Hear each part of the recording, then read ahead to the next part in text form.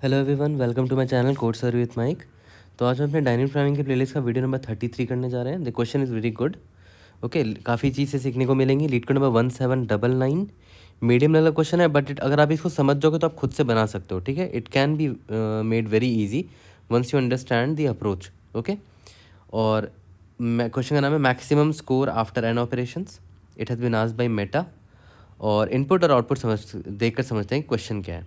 ठीक है, तो देखो क्वेश्चन तो काफ़ी सिंपल है। इसमें बता रखा है कि आपको एक नम्स नाम का अरे दे रखा है, उसका साइज़ 2x n है। इसका मतलब क्या हुआ कि जो आपका नम्स जो अरे है ना, उसका साइज़ इवन है ना, हमेशा इवन साइज़ का होगा। 2x n दे रखा है उसका साइज़, और आपको n ऑपरेशंस करने हैं। और हर ऑपरेशन में आप क्या कर सकते हो वो बता दिया है कि आपको हर ऑपरेशन में 2 एलिमेंट चुनना है। ठीक है, मान लेते हैं आपका अरे है ABCDEF। ठीक है, ये 2 × 3 इसका साइज़ है ना, इवन साइज़ है। ओके, तो ये बोल रहा है हर ऑपरेशन में आप 2 एलिमेंट चुनोगे। दो मान लेते हैं आपने A और C चुन लिया, और आप स्कोर जनरेट करोगे। स्कोर का फॉर्मूला क्या है कि दोनों का GCD निकाल लेना, GCD ऑफ A, C। ठीक है, और ये कितनावा ऑपरेशन है? अभी तो पहला ऑपरेशन है ये, तो ऑपरेशन से मल्टीप्लाई करेंगे 1 × दिस। तो जो इसकी वैल्यू आई वो मान लेते हैं x आई। उसके बाद बचा कौन कौन सा है? BDEF। उस पे से फिर कोई 2 चुनोगे। मान लेते हैं आपने D और E चुना। ठीक है, तो फिर उससे क्या स्कोर आएगा? कितनावा ऑपरेशन है ये? दूसरा ऑपरेशन आप कर रहे हो, राइट? तो 2 से मल्टीप्लाई करेंगे इनटू GCD ऑफ इस बार आपने क्या चुना था? D एंड E चुना था ना, इससे मान लेते हैं y आया, एंड सो ऑन। ठीक है, और फिर हो सकता है फिर आपने लास्ट में B और F चुना हो। ऑब्वियस है, वही 2 बचे ही हैं, तीसरा ऑपरेशन है ये, right? GCD of B and F। ठीक है, तो इससे आया Z। इससे इसका आंसर क्या आ जाएगा? टोटल आंसर कितना हुआ? x + y + z। ये मेरा टोटल आंसर है। ठीक है, अब यार एक बात बताओ, ये भी तो हो सकता है कि आपने स्टार्टिंग में A, नहीं चुना था। आपने अगर स्टार्टिंग में A, ना चुन के चुन लिया होता कुछ और, मान लेते आपने A, B चुना होता। ठीक है, तो उसका स्कोर कुछ अलग आता, क्योंकि GCD ऑफ A, B निकालते आप तब, है ना? फिर नेक्स्ट टाइम मान लेते हैं आपने C और D चुना होता, तो यहाँ पर C और D होता। ठीक है, और फिर उसके बाद E और F चुना होता, यहाँ E और F होता, तो उससे कुछ और स्कोर आता। मान लेते हैं इससे S1 आया था लास्ट टाइम, अभी स्कोर S2 आता। ठीक है, तो बहुत सारे ऑप्शंस है, राइट? मल्टीपल वेज हैं इसको सॉल्व करने के, है ना? बहुत सारे पाथ्स निकलेंगे अगर इसका ट्री डायग्राम ड्रॉ करोगे तो। सब पाथ्स में से जो मैक्सिमम है वही आपसे पूछ रहा है। ठीक है, और देखते हैं। सिंपल सा एक एग्जांपल यहाँ दे रखा है कि भाई यहाँ तो 2 एलिमेंट ही है, तो आप एक ही ऑपरेशन कर सकते हो, है ना? 1 पहला ऑपरेशन है, तो 1 × GCD ऑफ 1, 2 क्या होगा? 1 होगा। ठीक है, 1 × 1 1 होगा आंसर, और मेरा पूरा अरे एग्जॉस्ट हो गया। यही एक पाथ था मेरे पास, यही मेरा आंसर भी होगा। ठीक है, बट ये काफ़ी स्मॉल एग्जाम्पल है। एक बड़ा एग्जाम्पल देख के देखते हैं कि इसका आंसर क्या होगा। जैसे मान लेते ये एग्जाम्पल हमारा 3 4 6, 8। ठीक है, तो इसका अगर ट्री डायग्राम बनाओगे तो देखो, ट्री डायग्राम से आप समझ भी जाओगे कि इसका अप्रोच क्या हो सकता है। ठीक है, तो यहाँ पर एक ट्री डायग्राम बनाते हैं कि भाई 3 4 6, 8 जो है ना, 3 4 6, 8 है, तो क्या क्या हमारे पास पॉसिबिलिटीज़ है। ओके, तो देखो सबसे पहला पॉसिबिलिटी तो ये है, मैं तो ऐसे सोचता हूँ जनरली कि सारे पॉसिबिलिटी निकाल लेना। तो चलो ठीक है, 3 को फिक्स रख के सबसे पेयरिंग कर लेते हैं। तो मैंने क्या किया, 3 और 4 को चुन लिया। ओके, मैंने क्या किया, 3 और 4 को चुन लिया, तो बचे क्या क्या? 6 और 8 बचे। तो नेक्स्ट टाइम फर्दर के लिए, नेक्स्ट ऑपरेशन के लिए 6 और 8 बच जाएंगे। ठीक है ना? पहला ऑपरेशन में 3, 4 चुना, और नेक्स्ट ऑपरेशन के लिए मैंने जो रिमेनिंग अरे है 3 और 4 को चुन तो लिए, जो बचे हुए अरे हैं वो आगे के लिए भेज दिया मैंने। ठीक है, क्योंकि भाई आगे तुम लोग देख लेना। ओके, या तो आप ये भी कर सकते हो कि भाई 3, 4 ना चुन के, हो सकता है आपने चुना होता 3, 6, राइट? हो सकता है आपने 3, 6 चुना होता, तो बचता क्या क्या? इस बार क्या बचता? 4, 8 बचता फर्दर ऑपरेशन के लिए, नेक्स्ट ऑपरेशन के लिए। हो सकता है आपने क्या चुना होता? 3, 8 चुना होता। ओके, अगर 3, 8 चुनते तो बचता क्या क्या आपके पास? इसको और छोटा कर देते हैं। अगर 3, 8 चुनते तो बचता क्या भाई 4,6 बचता। यहाँ तक क्लियर है? ठीक है, तो एक काम करते हैं, ये तो हुआ कि मैंने 3 पहले ही ऑपरेशन में 3 को तो फिक्स करके बाकी से मैचअप करके चुन लिया पहले ऑपरेशन में। ठीक है, तो स्कोर निकालते हैं इस अप्रोच का। इसका पहला ऑपरेशन है ना ये, तो इसका स्कोर क्या होगा यहाँ पर का? पहला ऑपरेशन है तो 1 होगा इनटू GCD ऑफ 3,4। 3,4 का GCD क्या होगा? 1 होगा, तो यहाँ पर 1 आया। फिर फर्दर यहाँ 2 ही एलिमेंट बचे हैं और ये दूसरा ऑपरेशन है, तो इसका स्कोर क्या आएगा? 2 इंटू GCD ऑफ 6,8 क्या होगा? 2 होगा। 2 इंटू 2 4 हो गया। ठीक है, तो इस पाथ से अगर देखा जाए तो मेरा आंसर कितना है? यहाँ से 4 आया, यहाँ से 1 आया, टोटल कितना आंसर है? 5 है। टोटल है 5 ना, यहाँ से 5 आया। ओके, अब अगर मान लेते मैंने इस पाथ को चुना होता, ठीक है, इस पाथ को चुना होता, तो देखते हैं कितना स्कोर आता है। यहाँ से स्कोर कितना आता? पहला ऑपरेशन है तो 1 इंटू GCD ऑफ 3,6 3 होगा, 3 हो गया। और यहाँ पर दूसरा ऑपरेशन है तो 2 इंटू GCD ऑफ 4,8 क्या होगा? 4 होगा। 2 4 8 हो गया। टोटल स्कोर कितना हो गया? 3 + 8 11, यहाँ से 11 आया। ओके, अब यहाँ पर 1 इंटू 1 हो जाएगा, यहाँ पर 2 इंटू 2 हो जाएगा। ठीक है, टोटल कितना हो गया? यहाँ पर भी 5 आया हमारे पास, इस पाथ से भी आंसर 5 आया। ठीक है, ये तो हो गया। और इनमें से मैक्सिमम 11 दिख रहा है मुझे, बट यार ये तो मैंने 3 को फिक्स किया था, इस बार तो मैंने 3 को फिक्स किया था। और भी पॉसिबिलिटी है, देखो क्या पॉसिबिलिटी वो दिखाता हूँ आपको। एक और पॉसिबिलिटी क्या होती कि भाई हमारा जो इनपुट था ना 3, 4, 6, 8, मैं पहले ऑपरेशन में 3 को लेता ही नहीं है ना, तो हो सकता है मैं क्या लेता कि भाई मैं पहले 4 और 6 ले लेता। पहले 3 को फिक्स किया था ना, इस बार 4 को फिक्स करूँगा, तो 4 और 6 ले लिया है ना, तो बचा क्या भाई? 3,8 बचा। या तो हो सकता है मैं 4 और 8 ले लेता, बचा क्या भाई? 3,6 बचा। ठीक है, 4 को और किससे पेयर कर सकते हैं? 4 को 6 से कर लिया, 4 को 8 से कर लिया, 4 को 3 से दोबारा नहीं कर सकते ना, वो तो हमने ऑलरेडी कर रखा है यहाँ पर। देखो 4 को 3 से पेयर करो या तो 3 को 4 से पेयर करो, बात एक ही है ना, तो वापस से 4 को 3 से पेयर नहीं करेंगे। ठीक है, तो या इसका भी आंसर निकाल लेते हैं भाई, क्या आंसर आएगा इसका देखते हैं। ये तो पहला ऑपरेशन है, इससे क्या आ जाएगा? पहला ऑपरेशन है तो इंटू मैक्स GCD क्या है भाई? 2 है, आंसर 2 आ गया। इसका है 2 इंटू GCD 1 है, 1 है ना, 2 1 2 हो गया। इसका आंसर आया 4, इस पाथ का आंसर। ओके, इस पाथ का आंसर 4 आया। इसका अगर देखा जाए तो 1 इंटू GCD क्या है? 4 है। इसका क्या है भाई? 2 इंटू GCD क्या है? 3 है। ठीक है, 6, इसका आंसर आता है 10। ओके ओके, ये तो हो गया। 4 की पेयरिंग सबसे कर सकते थे, कर दिया। ठीक है, एक और पाथ लास्ट बचता है हमारे पास, देखो कौन सा है वो। ठीक है, वो है हमारा, यहाँ पर ड्रॉ करता हूँ 3 4 6 8। याद करो नेक्स्ट टाइम मैंने फर्स्ट टाइम 3 को फिक्स किया था, उसके बाद 4 को फिक्स किया, इस बार 6 को फिक्स करके देखता हूँ। ठीक है, तो ठीक है 6 को फिक्स किया पहले ऑपरेशन में, 6 का 8 से पेयरिंग कर सकते हैं। ठीक है, बचेगा क्या क्या? 3,4। ओके, उसके बाद 6 का और किससे पेयरिंग कर सकते हैं भाई? 8 से तो कर ही लिया, और आगे तो कुछ है नहीं। और पीछे से किससे करोगे? 6 को 4 से करोगे? नहीं, क्योंकि 6 को 4 से तो ये रखा है हमने ऑलरेडी, है ना। 6 को 3 से करोगे? नहीं, 6 को 3 से करो या तो 3 को 6 करो, देखो यहाँ पर ऑलरेडी सॉल्व हो रखा है। ठीक है, तो आगे वाले एलिमेंट से ही देखेंगे, तो 6 के आगे एक एलिमेंट ही था 8, उससे कर लिया था पेयरिंग, तो यही एक स्टेट है इसका। इसका आंसर निकाल लेते हैं। इसका क्या होगा? 1, पहला ऑपरेशन है 1 इंटू 6 और 8 का क्या है भाई? GCD 2 है, 2 हो गया। इसका देखते हैं, दूसरा ऑपरेशन है तो 2 से मल्टीप्लाई करेंगे, और 3 और 4 का GCD क्या है? 1 है, 2। टोटल कितना हो गया? 2 + 2 4 हो गया। ठीक है, तो देख रहे हो इतने पॉसिबिलिटी निकले। इसका साइज सिर्फ 4 था हमारे नम सरे का, और यहाँ इतने सारे पॉसिबिलिटी निकल गए। इन सब में से सबसे बड़ा आंसर कौन सा है? ये 11। ठीक है, that's why our answer was 11।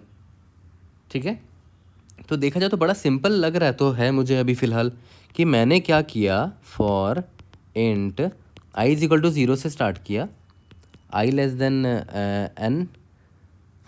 अब देखो यहाँ पर पहले 3 को फिक्स किया, उसके बाद 4 को फिक्स किया, ठीक है, उसके बाद 6 को फिक्स किया।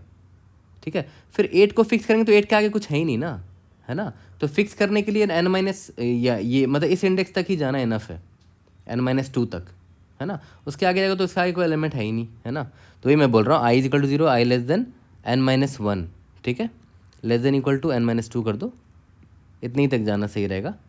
ठीक है, i++। ओके, ये तो मैंने पहले एलिमेंट को फिक्स कर लिया।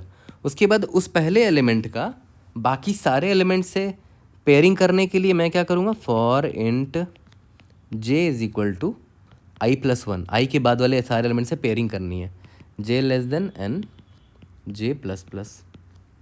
यहाँ तक क्लियर है ना। n क्या है, मेरा साइज ऑफ द अरे है, ठीक है, n मेरा साइज ऑफ अरे, कंफ्यूज मत होना, ठीक है। मान के चलो कि n साइज ऑफ अरे है, कितना है इसका साइज, 1 2 3 4 है, ओके, ठीक है। तो सबसे पेयरिंग करेंगे इसका। तो हमें हमारे स्टोरी से ये तो पता चल गया कि हाँ चलो हम ये 2 लाइन ऑफ कोड जो है, ये जो फॉर लूप दिख रहा है आपको, ये तो करना पड़ेगा। यहाँ तक तो आपको समझ में आ गया होगा, ठीक है। बट एक चीज़ ध्यान दो, अब इस डायग्राम पर आते हैं, ओके। इस डायग्राम को थोड़ा सा क्लीन करते हैं ताकि थोड़ा मेस्ड अप ना दिखे ये, ओके। इन सब को हटा दे रहे हैं अभी, है ना, इन सब को अभी हटा देते हैं, बस एक को ही रखते हैं ताकि सिंपल लगे थोड़ा सा और मेस्ड अप ना लगे, ओके। अब देखो एक चीज़ यहाँ पर ध्यान दो, जैसे मान लेते हैं यहाँ पर आपने पहले 3 और 4 को चुना, ठीक है। उसके बाद फर्दर आपको 6 और 8 आपका अरे है, ठीक है। या फिर अगर आपने 3 और 6 चुना तो फर्दर आपका कौन सा अरे है, 4,8 है। या फिर आपने 3 और 8 चुना तो फर्दर आपका कौन सा अरे, 4,6 है। तो एक बात बताओ, आप जब नेक्स्ट रिकर्शन कॉल करोगे कि भाई अब 4,6 पर तुम अपना सॉल्व कर लो, या फिर 4,8 पर अपना तुम सॉल्व कर लो फर्दर, या फिर 6,8 पर तुम फर्दर सॉल्व करो रिकर्शन से, तो क्या आप बार बार एक नया अरे बनाते जाओगे क्या कि हाँ चलो ठीक है मेरे पास 3,468 है, मैंने कौन कौन सा इंडेक्स ले लिया है, ये 1 2 3 0 और 2 सेकंड इंडेक्स ले लिया है, अब मैं एक नया अरे बनाऊंगा 4,8, उसको अपने नेक्स्ट रिकर्शन कॉल में पास करूंगा। इतनी मेहनत करोगे क्या, बार बार नया अरे बनाओगे, है ना, बार बार नया अरे तो नहीं बनाओगे। तो इसके लिए एक चीज़ हम क्या कर सकते हैं कि भाई एक बूलियन अरे ले लेते हैं ना, एक बूलियन अरे बना लेंगे। यहाँ पर एक बूलियन अरे बना लिया, 0 1 2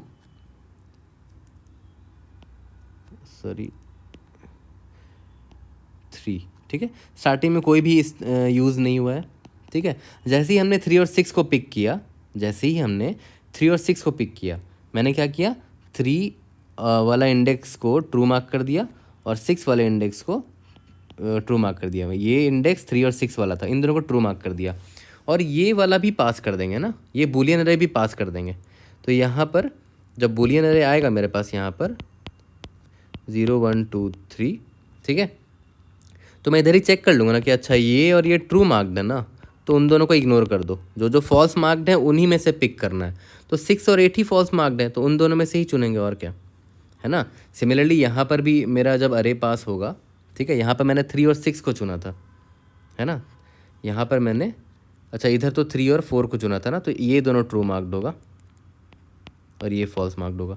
0 1 2 3, यहाँ पर 3 और 6 चुना था इस पाथ के लिए, ठीक है, तो ये ट्रू और ये ट्रू होगा, बाकी सब फॉल्स होंगे। तो इंडेक्स 1 और 3 वाला फॉल्स है, 1 और 3 कौन से एलिमेंट है, 4 और 8 है, तो 4 और 8 को चुनेंगे, ठीक है। तो ये एक दिमाग हम लगा रहे हैं, है ना, अपने काम को आसान करने के लिए कि भाई बूलियन अरे की ज़रूरत पड़ेगी। तो मैंने एक चीज़ यहाँ मार्क डाउन कर लिया है कि बूलियन अरे चाहिए होगा, है ना। पहला पॉइंट हमने क्या सीख लिया था कि डबल फॉर लूप लगाएंगे, और क्यों लगाएंगे वो आपको दिख गया होगा, ठीक है। तो देखा जाए तो ये मैं स्टोरी पॉइंट्स लिख रहा हूँ आपके लिए, है ना, इसी से कोड पूरा लिखा जाएगा हमारा, ओके।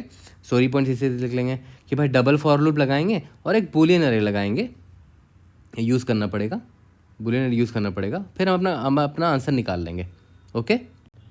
तो ये स्टोरी पॉइंट्स हमने अब नोट कर लिया। स्टोरी पॉइंट्स में और भी चीज़ें भी ऐड होंगी, अभी पूरा का पूरा सॉल्व नहीं हुआ है, बट मुझे पूरा भरोसा है कि ऐसे ही सोल्यूशन बिल्ड करना बेस्ट अप्रोच होता है किसी भी बड़े प्रॉब्लम को सॉल्व करने में, ठीक है। आप इसको तोड़ रहे हो, देखो आपने फॉर लूप वाला ब्रेक कर लिया कि हाँ डबल फॉर लूप लगाना पड़ेगा, क्योंकि मैं आई को फिक्स कर रहा हूँ, आई की पेयरिंग कर रहा हूँ बाकियों से, फिर फर्दर रिकर्शन कॉल कर रहा हूँ, ठीक है। फिर एक चीज़ और मुझे पता चला कि अच्छा बूलियन अरे यूज़ कर लेंगे तो और आसान हो जाएगा हमारा काम। इसको बोलते हैं बिल्ड करना सोल्यूशन को। डायरेक्ट अप्रोच मत देखो किसी का जो डायरेक्ट आपको बता दे कि हाँ भाई ऐसे बना लेंगे, नहीं, आपको हर चीज़ पता होना चाहिए। इसी को बोलते हैं इंट्यूशन बिल्डिंग, इसी को बोलते हैं अप्रोच बिल्डिंग, बिल्ड करना, एकदम छोटे से बड़ा अप्रोच बनाना। तो स्टोरी पॉइंट्स वही है मेरा, है ना, सोल्यूशन बिल्ड कर रहे हैं। यहाँ तक क्लियर है। तो चलो ठीक है, तो हमारा फॉर लूप में थोड़ा सा मॉडिफिकेशन एक और क्या आ जाएगा, मैंने क्या बोला, बूलियन अरे में हमारे पास पता ही है कि मुझे कौन कौन सा एलिमेंट ऑलरेडी यूज़ हो चुका है, तो मैं ऐसे लिख लूँगा ना यहाँ पर कि अगर ये ith एलिमेंट ऑलरेडी विजिटेड है, या तो पिक्ड है, या तो मार्क्ड ट्रू है। इफ़ विजिटेड ऑफ आई, अगर ये ट्रू है तो ठीक है ना, कंटिन्यू कर देंगे इसको, नहीं ये वाले आई को नहीं यूज़ करेंगे, कंटिन्यू कर जाओ, आगे वाले आई को देख लिया जाएगा। ठीक है, सिमिलरली जे के लिए भी वही चेक डालना पड़ेगा, दो एलिमेंट चुनते हैं ना हम लोग, आई और जे। तो अगर ये वाला जेथ एलिमेंट भी चुना हुआ है, visited of j is equal to, अगर ये ट्रू है तब भी कंटिन्यू करना पड़ेगा कि भाई हमें पिकडअप एलिमेंट नहीं चाहिए, दोनों नए नए एलिमेंट चाहिए। ओके, तो ये एक और इन्हांसमेंट दिखा आपको अपने कोड पे, है ना, बिल्ड हो रहा है हमारा सॉल्यूशन धीरे धीरे, इसी को बोलते हैं बिल्ड करना। ओके, और ऐसे ही करना, बड़े बड़े क्वेश्चन को ऐसे ही तोड़ना हमेशा। ठीक है, अब आगे बढ़ते हैं। अब देखो आगे बढ़ते हैं और यहाँ पर एक बहुत ज़रूरी चीज़ समझते हैं। ठीक है, जैसे मान लेते हैं स्टार्टिंग में मैंने आपको बताया था ना कि यहाँ पर मान लेते हैं पहले मैंने आई को फिक्स करने का सोचा था। ठीक है, तो इस बार मैं हर बार क्या कर रहा था कि 3 को फिक्स किया और 4 को चुना, या फिर 3 को फिक्स किया और 6 को चुना, या फिर 3 और 8 को चुना, उसके बाद फर्दर सॉल्व कर रहे थे। राइट, ऐसे ही कर रहे थे ना। 3 यहाँ पर क्या है 3,6, या तो एक और क्या था 3,8, है ना, तो ऐसे ही कुछ था। ठीक है, लेकिन मैंने क्या बोला था कि ये एक पॉसिबिलिटी थी, इसमें हमने आंसर निकाल लिए थे बहुत सारे, है ना, अलग अलग पाथ से। ठीक है, इसके बाद और भी पॉसिबिलिटी थी ना कि 3 को फिक्स ना करके 4 को फिक्स करेंगे। ठीक है, 4 को फिक्स करेंगे, फिर देखेंगे कि भाई 4 6 को चुना या फिर 4 8 को चुना, फिर हो सकता है या तो 3 4 6 8 है कि भाई 6 को फिक्स किया, 6 8 चुना। ठीक है, अब एक चीज़ ध्यान दो, बहुत इंपॉर्टेंट है, याद करो यहाँ पर जब हमारा ये आई वाला वेरिएबल है ना जो फिक्स हो रहा था, उसके बाद जे फिर चल रहा था आगे ना, है ना, ऐसे ही हो रहा था ना। ठीक है, तो एक चीज़ ध्यान दो, बहुत इंपॉर्टेंट है यहाँ पर। अब इस फॉर लूप पे ध्यान दो, यहाँ पर जब हमने फॉर लूप ऊपर किया था कि विजिटेड ऑफ आई ट्रू है तो कंटिन्यू कर दो, या तो जे ट्रू है तो कंटिन्यू कर दो। ठीक है, और मान लेते हैं दोनों ट्रू नहीं है तो बहुत अच्छी बात है, हमें मिल चुका है एक बंदा, 2 बंदे मिल गए जिनको हमें पिक करना है। ठीक है, तो ऑब्वियस सी बात है, जो 2 बंदे मिल गए हैं उसको तो पहले विजिटेड मार्क कर दो ना, विजिटेड आई को ट्रू मार्क कर दो क्योंकि अब मुझे नहीं मिल गए हैं, है ना, और विजिटेड ऑफ जे को ट्रू मार्क कर दो। ठीक है, जे को ट्रू मार्क कर दो, है ना, और ठीक है, और ये फिर स्कोर कैलकुलेट कर लेंगे यहाँ पर इस आई और जे से, है ना, स्कोर कैलकुलेट कर लेंगे। यहाँ तक क्लियर है। अब स्कोर तो कैलकुलेट कर लिया, इस विजिटेड मार्क भी कर दिया, है ना, फिर फर्दर मैंने बोला था ना रिकर्शन कॉल करेंगे, फर्दर रिकर्शन कॉल करेंगे और उस वक्त नम्स तो भेजेंगे, और ये विजिटेड अपडेटेड है ना, देखो तो अब ये दोनों ट्रू मार्क कर दिया, अब इस विजिटेड को भेज रहे हैं, तो ठीक है, फर्दर रिकर्शन कॉल वाले को पता चल जाएगा कि हाँ चलो ये दोनों बंदे विजिटेड है। ठीक है, यहाँ तक क्लियर है, तो उसका आंसर निकल जाएगा। ठीक है, अब एक चीज़ ध्यान दो, यहाँ पर आई को फिक्स किया था, इनका आंसर निकल गया। जब ये पूरा का पूरा ख़त्म हो जा रहा है, ये वाला पूरा अप्रोच, ठीक है, ये पूरा अप्रोच ख़त्म हो जा रहा है ना, तो फिर से वापस से मुझे 3 को हटा, मतलब देख रहे हो अभी तो 3 के साथ खिलवाड़ किया था ना, अब बाद में 4 को पकड़ेंगे, 4 को फिक्स कर रहे हैं। ठीक है, अब जब 4 और 6 चुन रहे थे, मान ले 4 से और 6 चुना, तो नेक्स्ट टाइम कौन कौन से चुनाएंगे, 3 और 8 चुनाएंगे। ठीक है, इसीलिए भाई यहाँ पर जब आप ये वाला चल रहा था तो याद करो आपने यहाँ पर 3 को 0 1 2 3 को ट्रू मार्क कर दिया था ना, 3 को ट्रू मार्क तो किया ही था, 3 और मान लेते 4 चुना। ठीक है, तो इन दोनों को ट्रू मार्क किया, बाकी को फॉल्स रखा। ठीक है, तो ऑब्वियस सी बात है जब ये पूरा ख़त्म हो जाएगा, तो ऑब्वियस सी बात है ना, मुझे इसको वापस से फॉल्स मार्क करना पड़ेगा ना, क्योंकि यहाँ पर जब ये तरीका मैं चेक करूँगा तो उसके लिए 3 और 8 दोबारा चुनना भी तो है, तो वापस से इसको विजिटेड मार्क फॉल्स भी तो करना होगा। मैं ये कहना चाह रहा हूँ, यहाँ पर ध्यान दो, अब बहुत इंपॉर्टेंट चीज़ है, जब आपने एक्सप्लोर कर लिया, यहाँ पर सॉल्व फर्दर को एक्सप्लोर कर लिया आपने, मान लेते हैं वहाँ से कुछ स्कोर आएगा, करंट आई और जे को चुनने पे आपका स्कोर कुछ आया, और फर्दर और भी आपने स्कोर किया, वहाँ से कुछ स्कोर आया। ठीक है, तो एक्स प्लस वाई आपका स्कोर हो गया, ये एक अप्रोच हो गया जिसमें आपने आई को फिक्स किया था। ठीक है, अब ऑब्वियस सी बात है नेक्स्ट टाइम के लिए ये तो रिकर्शन जब जाएगा तो पूरा का पूरा एक्सप्लोर हो ही जाएगा, मतलब ये पूरा का पूरा एक्सप्लोर हो जाएगा मेरा।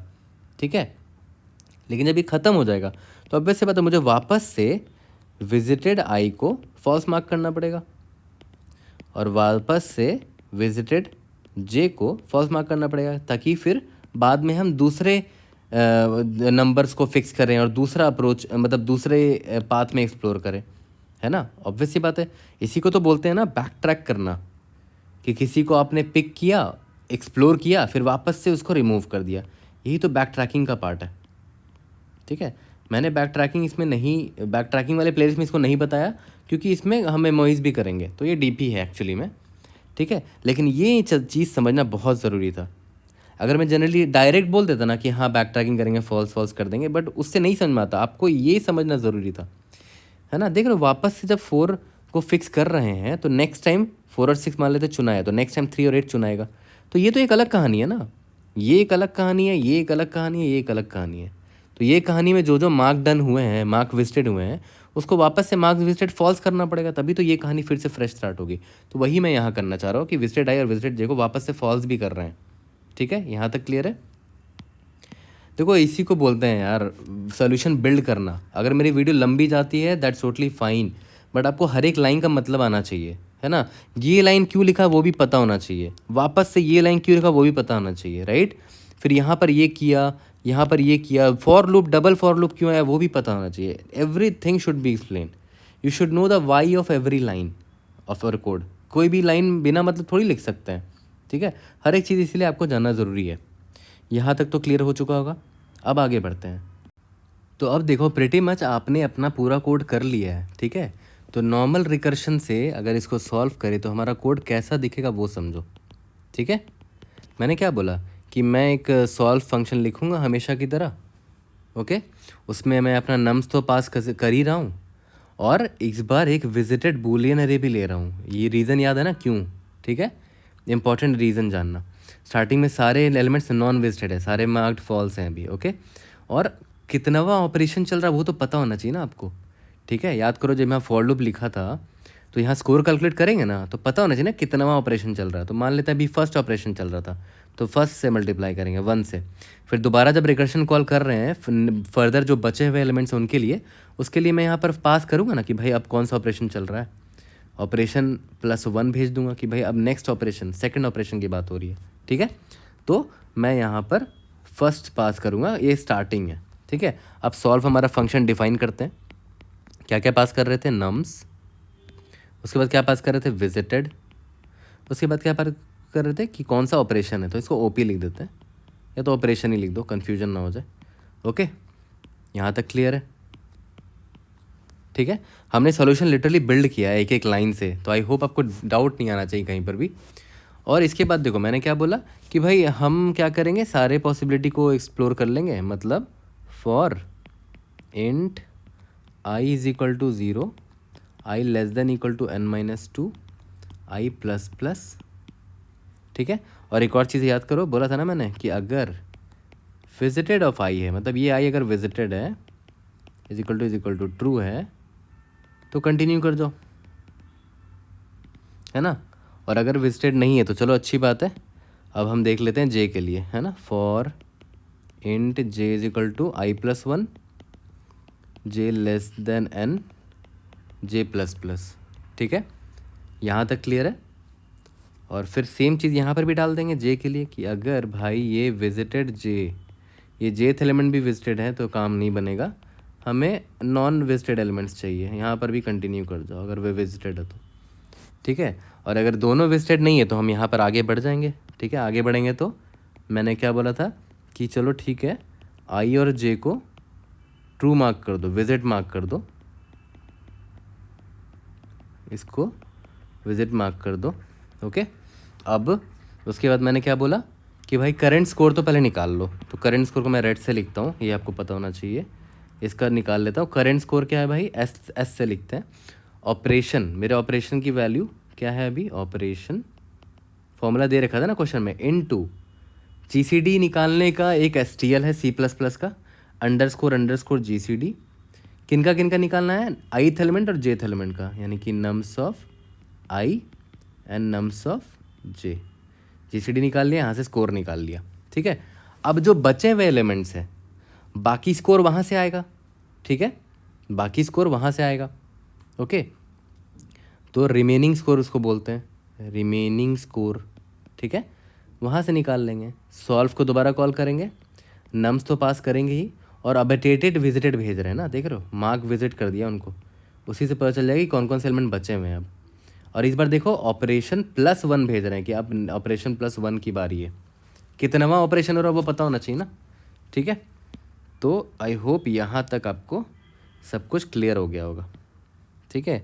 और हाँ, जब ये एक्सप्लोर कर लिया हमने, इस आई और इस जे को फिक्स करके एक्सप्लोर कर लिया, तो ऑब्वियस सी बात है एक कि आई, चलो ठीक है, इस फॉर लूप के लिए आई तो फिक्स है और जे आगे नया नया चेक करते जा रहे हैं, ठीक है। तो ऑब्वियस सी बात है वापस से इन दोनों को, विजिटेड ऑफ आई को फॉल्स कर दो और विजिटेड ऑफ जे को फॉल्स कर दो, है ना। यहाँ तक क्लियर है, ठीक है। ये तक, यहाँ तक तो हमने अच्छे से समझ लिया था, ठीक है। अब यहाँ पर अपना फॉर लूप क्लोज करते हैं। अब देखो ध्यान दो बहुत अच्छे से, यहाँ पर एक वेरिएबल डिफाइन कर लेंगे इंट मैक्स स्कोर का, जो स्टार्टिंग में 0 है ना। अभी तो मैंने स्कोर कैलकुलेट ही नहीं किया है, मैक्स स्कोर 0 है। यहाँ पर मैंने स्कोर कैलकुलेट किया और रिमेनिंग स्कोर यहाँ से आ जाएगा, ओके। तो मैं मैक्स स्कोर यहाँ पर अपडेट करता चलूँगा ना। मैक्स स्कोर क्या हो जाएगा मेरा, मैक्सिमम ऑफ अब तक का जो मैंने मैक्स स्कोर कैलकुलेट किया है, comma S plus remaining S, ठीक है ना। ये मेरा टोटल स्कोर था, S plus remaining S, okay. वो यहाँ पर लिखा है, और अभी तक जितना मैक्स स्कोर निकाला है उन दोनों में से जो मैक्सिमम होगा वो मैक्स स्कोर में अपडेट करता चलूँगा। जब सब कुछ ख़त्म हो जाएगा तो मैंने क्या बोला, मैं रिटर्न क्या कर दूँगा, मैक्स स्कोर। दैट्स इट, हमारा कोड हो गया। ऑलमोस्ट मैंने पूरा कोड लिख दिया, बस सेम कोड को चिपकाना है अभी लीड कोड में। देखते हैं if you are able to pass all the test cases without memoization और नॉट, ओके। तो चलो इसका कोड करते हैं, ओके। अपना रिकर्शन जो अभी हमने सीखा है बिल्कुल उसी से, ओके। यहाँ पर n नाम का वेरिएबल ले लेते हैं जो क्या स्टोर करेगा, मेरा नम्स डॉट साइज स्टोर करेगा, नम्स डॉट साइज। यहाँ तक क्लियर है। और मैंने क्या बोला था कि भाई एक बूलियन वेरिएबल ले लो, ओके, विजिटेड नाम का। हर इंडेक्स का स्टेटस ये स्टोर करके रखेगा कि वो विजिटेड है कि नहीं, ओके। मैं क्या करूँगा, सिंपली रिटर्न कर दूँगा सॉल्व नम्स विजिटेड, और अभी कितनावा ऑपरेशन चलने वाला है, 1, है ना। फिर उसको बढ़ाते जाएंगे जैसे जैसे ऑपरेशन बढ़ते जाएगा, ठीक है। इंट सॉल्व क्या क्या पास कर रहे हैं, vector of int and nums, vector of bool and visited, और इंट ऑप कौन सा ऑपरेशन चल रहा है, ठीक है। इंट मैक्स स्कोर रखा था, अभी ये 0 है। For int i is equal to 0, i less than equal to n-2, i plus plus, if visited of i, अगर ये मार्क ट्रू है तो भाई कुछ नहीं करो, कंटिन्यू कर जाओ चुपचाप, ओके। अगर विजिटेड नहीं है तो फर्दर ये आई मतलब फिक्स कर लिया हमने, और जे इज इक्वल टू फर्दर उठाते हैं, जे less than n, j plus plus, ठीक है। और जे का भी देख लेते हैं कि भाई अगर ये जे भी विजिटेड है तो भाई कुछ नहीं कर सकते, दूसरा जे ढूंढो, ठीक है। अगर विजिटेड नहीं है तो बहुत अच्छी बात है, विजिटेड ऑफ आई को ट्रू मार्क कर दो, विजिटेड ऑफ जे को ट्रू मार्क कर दो। आई और जे को हमने अभी ढूंढ लिया है, करंट स्कोर निकाल लो। करंट स्कोर क्या है भाई, ऑपरेशन इनटू जीसीडी था ना, जीसीडी ऑफ नम्स ऑफ आई और nums of J, that's it, है ना। और ये तो हो गया कि करंट, पहला जो मेरा पाथ है, याद करो ट्री डायग्राम में जो ड्रॉ किया था, है ना, कि दो एलिमेंट को चुना, उनका स्कोर निकाल लिया। अब फर्दर नीचे का भी तो स्कोर चाहिए होगा ना, रिमेन स्कोर लिख लेते हैं, is equal to, recursion call कर दो उन लोगों के लिए, वो अपना देख लेंगे, नम्स विजिटेड और ऑपरेशन +1, नेक्स्ट ऑपरेशन है ना वो, दैट्स इट, ठीक है। अब जो स्कोर, अब टोटल स्कोर क्या है मेरा, current score plus max remain score, है ना। ये मेरा इस सिनारियो का स्कोर है, तो मैक्सिमम स्कोर मैं अपडेट करता चलूँगा, ठीक है। तो मैक्सिमम ऑफ मैक्स स्कोर, या फिर अभी जो मुझे स्कोर मिला है, current score plus remaining score, यहाँ तक क्लियर है। और जब ये सब हो जाए तो मैं, सिंस हमने इसको भी एक्सप्लोर कर लिया है, तो उसको वापस से मार्क फॉल्स कर दो, और क्यों करना है वो भी मैंने आपको बता दिया है ना, ताकि बाकी फर्दर जो हम other ways path approaches try करने वाले हैं उसके लिए इन सबको वापस से फॉल्स मार्क करना पड़ेगा ना। ठीक है, जब सब कुछ ख़त्म हो जाएगा तो मैक्सिमम स्कोर में जो मैक्सिमम वैल्यू होगी वो मैं रिटर्न कर लूँगा। ठीक है, और मैं आपको स्ट्रांगली सजेस्ट करूँगा कि इस कोड को पक्का से ड्राई रन करो। ठीक है, ड्राई रन करोगे तो जितना देखो, जितना ड्राई रन करोगे उतना सीखोगे और उतना पेशेंस आपका बिल्ड होगा।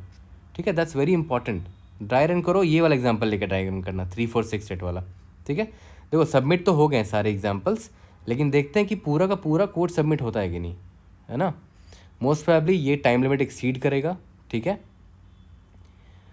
लेट्स सी, यस ये टाइम लिमिट एक्सीड कर गया। Now let's see how we will pass all the test cases by memoizing it. ठीक है, तो चलो मेमोइज करके देखते हैं।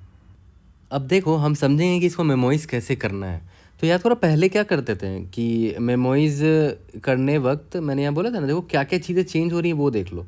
यहाँ पर एक विजिटेड अरे चेंज हो रहा है। विजिटेड अरे मतलब कि करंटली मेरा कौन कौन सा एलिमेंट नम्स अरे का ऑक्यूपाइड है, लाइक उनको हमने विजिट मार्क कर दिया है। ठीक है, और दूसरी चीज़ ऑपरेशन भी चेंज हो रही है।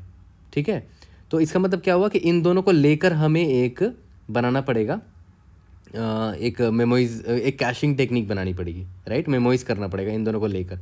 बट एक चीज़ ध्यान देते हैं ना यार, कि क्या हमें रियली में ऑपरेशन को मेमोइज करने की ज़रूरत है कि नहीं। देख लेते हैं, मतलब एक ट्री डायग्राम बनाते हैं, वहाँ से हो सकता है क्लियर हो जाए। देखो जैसे मान लेते हैं मेरे पास एलिमेंट है A B C D E F G H है। ठीक है, इतना ही बड़ा बनाने की ज़रूरत नहीं है। चलो ठीक है, इतना ही रखते हैं अभी। ओके, अब एक चीज़ ध्यान दो, आगे बढ़ते हैं इसमें। अब देखो मेरे पास बहुत सारे ऑप्शन हैं। या तो मैंने क्या किया, A कॉमा B को चुन लिया है, या तो हो सकता है यहाँ पर मान लेते हैं A कॉमा B को चुने हैं, तो मेरे पास क्या क्या बचा, C D E F G H। Okay, अब या तो मेरे पास ऑप्शन क्या है कि मैंने यहाँ पर हो सकता है मैंने C कॉमा D को चुना होता स्टार्टिंग में, C कॉमा D को चुना होता तो क्या क्या बचता वो देखते हैं, A B E F G H। ठीक है, अब हो सकता है कि मैंने यहाँ पर B कॉमा C को चुना होता। ठीक है, तो क्या बचता भाई, A D E F G H, है ना, एंड सो ऑन। बहुत सारे पॉसिबिलिटी हैं। ठीक है, बहुत सारे पॉसिबिलिटी हैं। अब आगे देखो, ध्यान दो, बहुत इंपॉर्टेंट है। अब देखो यहाँ पर हो सकता है, इधर हो सकता है कि मैंने B और E को चुना। ठीक है, तो यहाँ पर क्या क्या बचेगा, A F G H। ठीक है, अब हो सकता है या तो मैं G कॉमा H को चुनता, तो क्या मिलता भाई मुझे, बचा हुआ अरे कौन सा होता, A B E और F होता। ठीक है, अब हो सकता है यहाँ पर ही फर्दर मैंने हो सकता है B और E को चुना। चलो ठीक है, इसको ही फर्दर ड्रॉ कर लेते हैं। बचा क्या, A कॉमा F बचा। चलो ठीक है, अब यहाँ पर ध्यान देते हैं। ठीक है, इस पे ध्यान दो। अगर मान लेते हैं मैंने यहाँ D कॉमा E को चुना है, तो बहुत सारे पाथ बन सकते हैं, बहुत सारे पाथ बनेंगे इधर भी, है ना, बट सबको ड्रॉ नहीं कर रहा हूँ। ठीक है, बस समझाने के लिए जो इंपॉर्टेंट है वही ड्रॉ कर रहा हूँ। अगर मैंने D कॉमा E को यहाँ चुना है, ठीक है, तो मेरे पास बचे है क्या, वो देखो, A F G H। A F G H देखा देखा लग रहा है, देखो कहाँ, ये रहा। ठीक है, चलो ठीक है, कोई बात नहीं, और आगे बढ़ते हैं। मान लेते हैं मैंने यहाँ से G और H चुन लिया, या तो A और F चुन लिया, A और F, है ना, बहुत सारे पॉसिबिलिटी हो सकते हैं। अगर मान लेते हैं G और H चुना, तो बचा क्या, A कॉमा F। ये भी देखा देखा लग रहा है। ठीक है, ये भी देखा देखा लग रहा है। अब एक चीज़ ध्यान दो, तो इसका मतलब क्या हुआ कि हमें जो बचा हुआ अरे है, जैसे AFGH है, ठीक है, तो AFGH के कॉरस्पॉन्डिंग जो मेरा बूलियन अरे होगा वो क्या होगा वो देखते हैं, है ना। जो बूलियन अरे था ना विस्टेड वाला, एक ABCDEFG, ठीक है, इसमें क्या होगा, जहाँ जहाँ AFGH है वहाँ वहाँ फॉल्स होगा, तो ये फॉल्स है, बाकी ट्रू है, FGH भी फॉल्स है। ठीक है, AFGH बचा हुआ है, इसीलिए ये लोग फॉल्स हैं। सिमिलरली यहाँ पर भी सेम बूलियन अरे होगा ना, false true true true true false false false, same boolean array होगा और क्या, है ना। सिमिलरली यहाँ पर भी ए और एफ है, इनका भी बूलियन अरे सेम होगा, एग्जैक्ट सेम होगा, ठीक है। तो इसका मतलब क्या हुआ कि बूलियन अरे तो स्टोर करना पड़ेगा।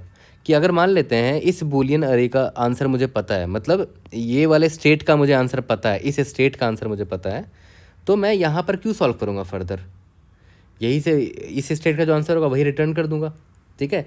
ये एकदम बेसिक डीपी जब कोई भी पढ़ाता है ना आपको, तो वो आपको ऐसे ही डायग्राम से सिखाता है कि भाई रिपीट हो रहे हैं, है ना, स्टेट्स रिपीट हो रहे हैं। तो मैंने आपको वही दिखाया है अभी कि रिपीट हो रहे हैं स्टेट, लेकिन इस बार मुझे स्टेट देखो, स्टेट जो है वो इससे स्टोर कर रहे हैं ना, बूलियन अरे से पता चल रहा है कि रिपीट ये हो रहा है। ओके, ये तो हो गया। अब एक चीज़ बात बताओ, अब आप ये क्वेश्चन कर सकते हो मुझसे कि भाई ऐसा ज़रूरी थोड़ी है कि ये दोनों का आंसर सेम हो सकता है यहाँ पर ऑपरेशन की वैल्यू 2 हो रही हो और यहाँ ऑपरेशन की वैल्यू 3 हो रही हो, बट ऐसा होगा नहीं। देखो आप यहीं पर देख लो ना, आपको इधर ही प्रूफ दिख जाएगा। यहाँ ध्यान देना, यहाँ पर ध्यान दो, यहाँ पर ऑपरेशन की वैल्यू 1 है इन लोगों के लिए, ठीक है। उसके बाद ऑपरेशन की वैल्यू 2 है, इसके लिए भी ऑपरेशन की वैल्यू 2 है, देख रहे हो, इसके लिए भी और इसके लिए भी, है ना। तो ऑपरेशन इनटू जो जीसीडी निकाल रहे थे तो ऑपरेशन फिक्स्ड है ना। इसके लिए ऑपरेशन की वैल्यू वही है, इसके लिए भी ऑपरेशन की वैल्यू वही है। बट देखो अगर आपको मन है तो ऑपरेशन को भी आप मेमोइज कर सकते हो अलॉन्ग विद दिस बूलियन अरे, बट मैं बोल रहा हूँ सिर्फ बूलियन अरे को भी मेमोइज करोगे तो आंसर निकल जाएगा, ठीक है। यहाँ पर भी देखो, पहले वाले के लिए ऑपरेशन की वैल्यू 1 थी, दूसरे लेवल के लिए ऑपरेशन की वैल्यू 2 थी, और यहाँ इसी दूसरे लेवल में दोनों सेम स्टेट मिल गए मुझे, AFGH, ठीक है। और यहाँ पर देखो इस लेवल में भी दोनों सेम लेवल में ही है, यहाँ पर भी ऑपरेशन का जो वैल्यू होगा सेम वैल्यू इसके लिए भी होगा, ठीक है। तो इसका मतलब क्या है कि you don't have to memorize operation, but आप कर सकते हो, आपके ऊपर है, ठीक है। मैं कह रहा हूँ कि आप सिर्फ बूलियन अरे जो है ना उसी को मेमोराइज कर लो, ठीक है। तो मैं सिंपल क्या करूँगा, एक अनऑर्डर्ड मैप लूँगा, ठीक है, अनऑर्डर्ड मैप लूँगा और क्या बोलूँगा कि एक वेक्टर ऑफ बूलियन ले लेता हूँ, ठीक है।